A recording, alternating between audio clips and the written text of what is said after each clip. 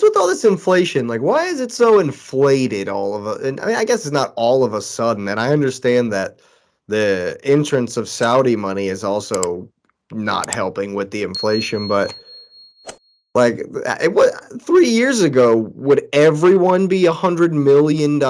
Like, I mean, two seasons ago, you would have laughed at $105 million for Declan Rice. Like, it's crazy. Everybody wants to blame Bowley, but let's remember that Anthony was bought at $100 million beforehand. Well, I'm actually Grealish was $100 million 4 years ago. Yeah, I'm blaming before that. Neymar and PSG was what blew up the whole system. It blew up the whole system because was he an expensive, worthwhile player? Yes. We're not going to pretend like his price tag. Actually, we could go further back. Coutinho. I agree, Coutinho, to a degree, but the issue with that is that it was a History FC club that bought him. Yeah. So that made it different because you're like, okay, because think about it, the world top transfers were United, Madrid, Barcelona. If the traditional ones did it, it's not a big deal because you can say, okay, well, the jersey sales, the money, they'll win a trophy. When PSG, who had won nothing, spent 220 million or something like that. Something ridiculous. It was 220 million. Like once that happened, that destroyed the market values because you're like, first of all, you bought Neymar and Messi and Ronaldo still existed and were still in their prime. Like they were still winning the Ballon d'Or and you paid more money for this guy than two of the best players in the world, which means you had to be projecting that he's going to be better than him.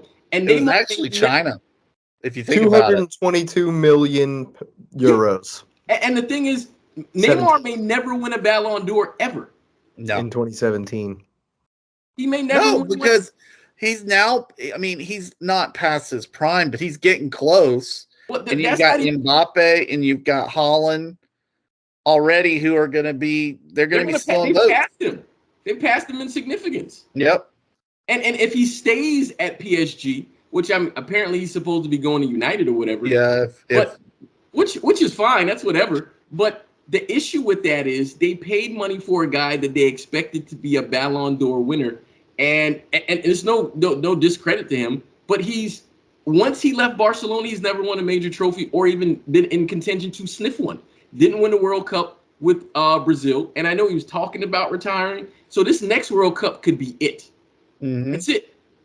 And so if he doesn't win one there, the most expensive player in transfer history never won anything after that transfer. Because I mean, yes, okay, he won the French league. They were winning that already. Yeah. So what did the money get you? And so to ask the question about Declan Rice is the pressure actually isn't even on them to win anything anymore for those fees. Yeah.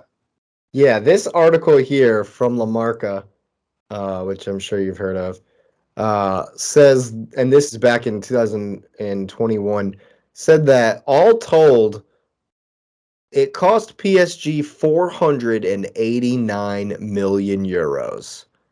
Now they made it all back. I'm sure they made it all back. Oh yeah.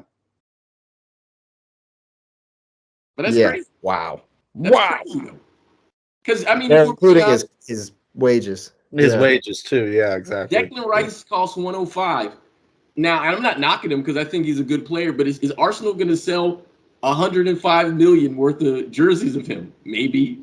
I don't see it because he's not one of those names, you know. No. So you're like, I mean, Caicedo's going to go for right at 100 million, and he's not going to. Is he worth that though? They better win stuff because the money they make off him is not going to equal that. So X, the question is why the inflation?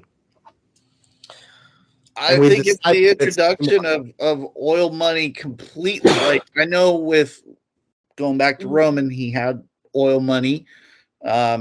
We were budget friendly back then, though, with Mao. Like he gave Mao 100 mil, but he bought 7 players with it and built a team off of that. But I also think that as more oil money has been put into soccer in general, and you look at these TV contracts, I mean, the TV contracts are insane. I mean, Chelsea last year made like 200 million just off of Champions League and TV contracts. They finished 12th, but they still made $200 million. Yeah. Like, that's insane. It was 200 million pounds, actually. So it's probably closer to $275 million. Yeah. It's insane. And when you start throwing around those numbers, and that doesn't even include shirt sponsors, that doesn't include, I mean, it doesn't include any of that. These clubs make like 500-600 million a year. That's why they're valued at $5 billion. I mean, that's what United's probably going to sell for. It's $5 billion. But they're going to make all that money back right away. They'll make every dime of it back. Of course. I think Patrick's onto something. And with the inflation per player, I think it has to do with. I wouldn't even say, because like the teams can withhold these player values, because the way this works, right, is like it's a stock. Like you can't play for anyone else. You will play for me. I have the rights to your professional career, and it's worth $100 million. And you have to do that for me until I sell you or this contract is dissolved. Like, however, like that's pretty much the set. Like if I'm under contract, like Al Cancelo just couldn't be like, screw you, Man City, I'm going to go play for, like they have to work this out and buy that right to play. And with what Patrick's talking about too, with the TV rights, like, if you have a commercial or, your commercial sponsors Eden Hazard, or your commercial sponsors Neymar, or your commercial has Vinicius Jr. in it, and then Vinicius Jr. is playing in that game. Like, it's like Paramount, how Paramount Plus put their on the final, like they got to put their like stuff they gave like their that. sponsorship to Inter. They gave the shirt for one game. For one game. And it's huge because now you're not only watching it on that platform, you're seeing that platform, sponsored and out front with these players attached to it, and with Inter being in the final. And it just inflate, and it is that in and of itself is growing. How big FIFA is, how powerful FIFA is, and the balloon itself is way bigger than wages, but if it's getting bigger, the wages have to follow. It's just the law of attraction. It's going to follow it. Everything's going to follow. And we've never been able to stop this with sport. We've never been able to Well, will the bubble burst? Like, is it going to get too bigger or too big? All the time. Yeah. No, not anytime soon. 2 points. Since you brought that up about sponsorship, if y'all read the article from The Athletic, and if you have The Athletic, go read it. It's fantastic. It's about the PIF and Saudi Soccer League, but they bought Ronaldo, and in the article they're talking about, well, he didn't win this, he didn't win that, but they bought Ronaldo for his social media presence. Yeah, because that's what they want. They want him to tweet about, going to have dinner somewhere in Riyadh, or, oh, I went to this hotel or whatever. That's what they bought him for. They didn't buy him to win soccer matches. They bought him for the publicity. And X was making a good point about that with Paramount and Inter. I wanted to point this out. Chelsea is supposed to be settling on a shirt sponsor soon. crappysteak.com, which is a betting website, which I hate the look of it because that's exactly what Everton had, is willing to pay Chelsea for 1 year. That's all the contract's for, is 1 year.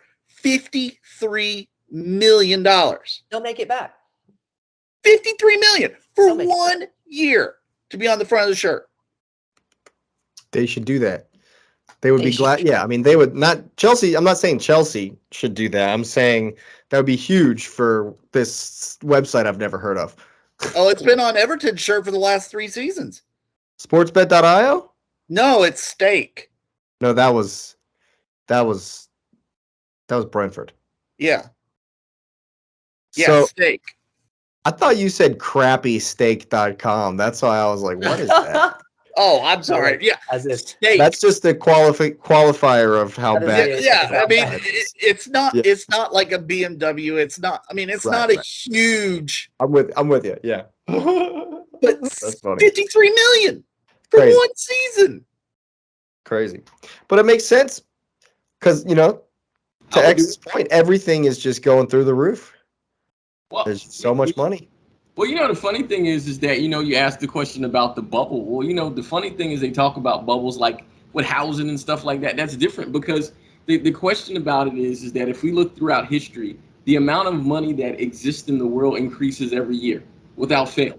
It never decreases. It always increases. Even if it goes into a bank and sits there, it increases all the time because you find value in new things. And so the money and it's an inflation to a degree, like the textbook term of inflation. Right. But it's different because it's different people having different money, finding different ways to monetize.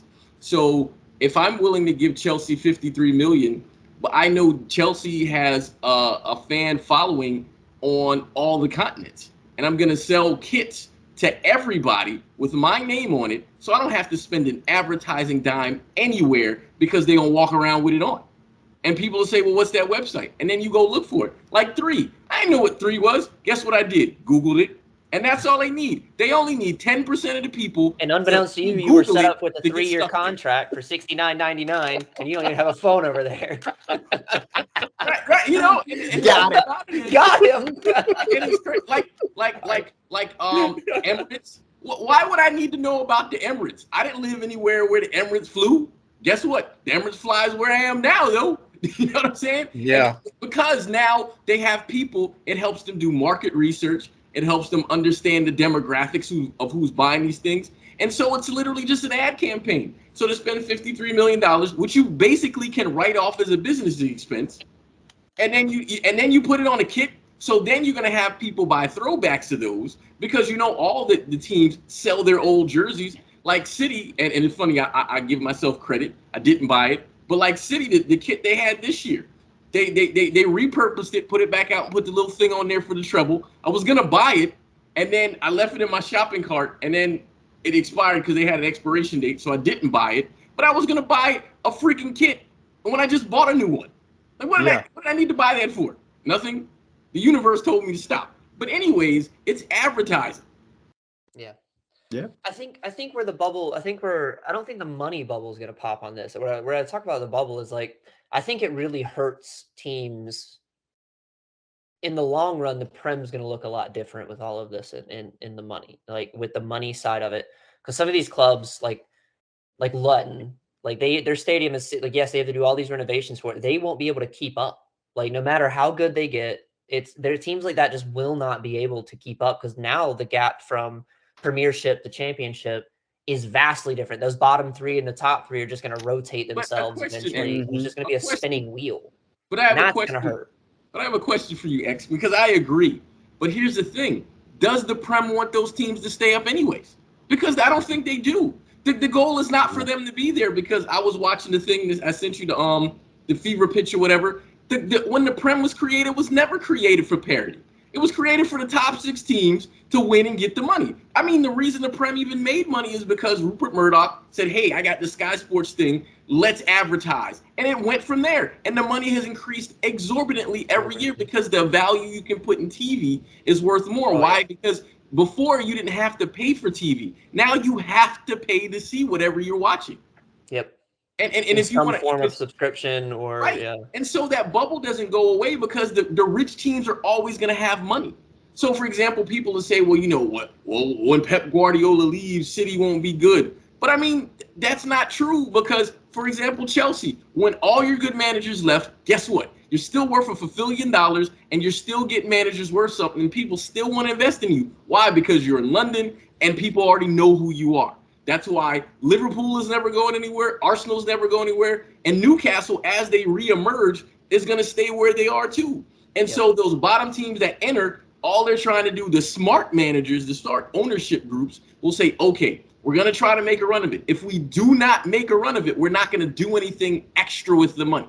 We're going to just have the players we have, use the academy, get loan guys. Sell them up for $100 million later. Right. And if we can, the boily clown. Right. If we can make 2-3 years here we're gonna make money hand over fist. If we get relegated, that money we lose is not money we lose because we know we can function in the championship and we'll still stay profitable. Hey, That's all it is. So, I mean, that's a good point you make. You know, the whole thing about Everton potentially going down. Yeah, it was because they were one of the last teams that hasn't gone down, but it was more so they weren't going to be able to afford to finish their stadium that they're building right now. They were going to have to put it on hold. But now that they're staying up, their stadium's opening after next season. That that sounds. I mean, what? Then what? They go down next season. It's a repeat of Sunderland, where they build one of the nicest stadiums in England, and then bam, they get smacked. They let Sunderland just eat that. Like they built one of the nicest stadiums and just eat it. They don't have the money anymore. To a Liverpool team, they're not letting the team in Liverpool drop. No, that's not. That's never. While I'm not gonna call it match fixing, I'm just confident that the league won't let them fall out. They'll give them a good run, is what you're saying. Liverpool can't lose their rival. What are you talking about? Yeah, the Meryside's a big one. Speaking of Ludden, I think they're going to struggle this season, but that's a whole nother video. Yeah, well, if you agree that this market is absolutely nuts, go ahead and hit the likes. Millions and hundreds of millions of likes for all these hundreds of millions of dollars flying. We need a billion. We need a billion. We're going for 1 billion likes on the video. Subscribe to the channel. Get that notification bell on. We'll definitely be back real soon.